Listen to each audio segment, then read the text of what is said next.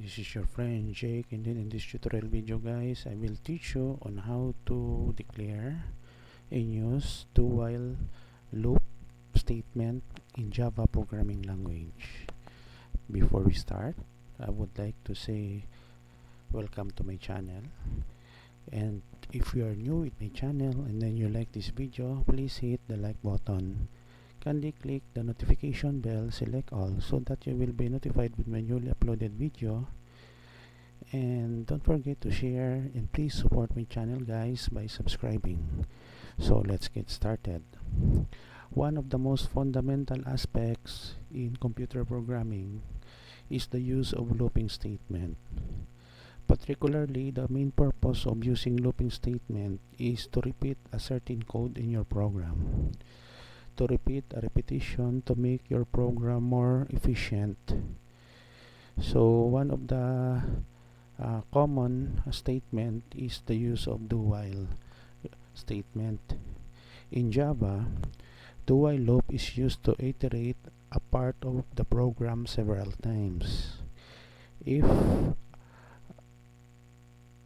the number of iteration is not fixed, and you must have to execute the program at least once, it is recommended to use do while loop. The Java do while loop is executed at least once because condition is checked after loop body. So we have here the syntax.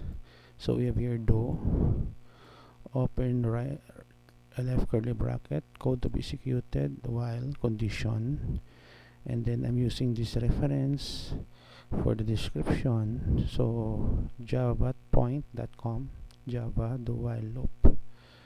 Now let us go with the program. So here I'm using Eclipse as my IDE for Java developers. It is free to download from the internet, and OpenJDK for my Java development kit. So I have here a comment. So public class do underscore while underscore statement. Next we have here public static void main. It is a method in Java. It is the starting and ending point. So we have here the title, do while statement in Java. So system out point print \t horizontal tab, do while statement in Java. And then we have here system out print line new line. Now next I have here the declaration of a variable a, which a data type of integer in initial value of 1.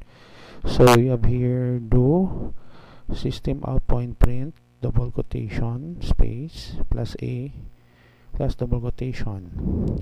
Inside the body of our do while statement we have here a plus plus, meaning we will increment the variable a by 1 every time the looping statement will be executed. And then lastly, right click while a less than or equal to 20.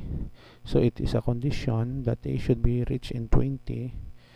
So new line end of program, that informs the user that the program has been ended, and print new line. Okay, so let us run the code. Okay, it's already running. So we have here do while statement in Java.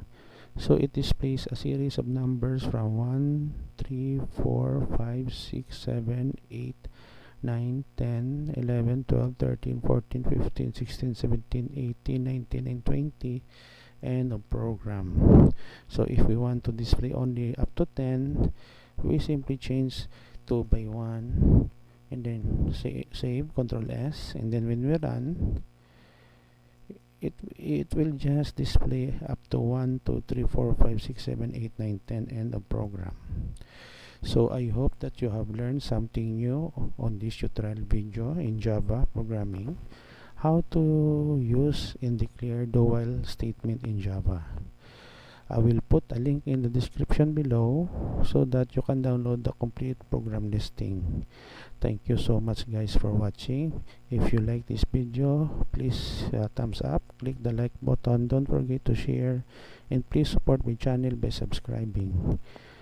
This is your friend Jake saying see you in the next video tutorial, guys. Bye bye for now.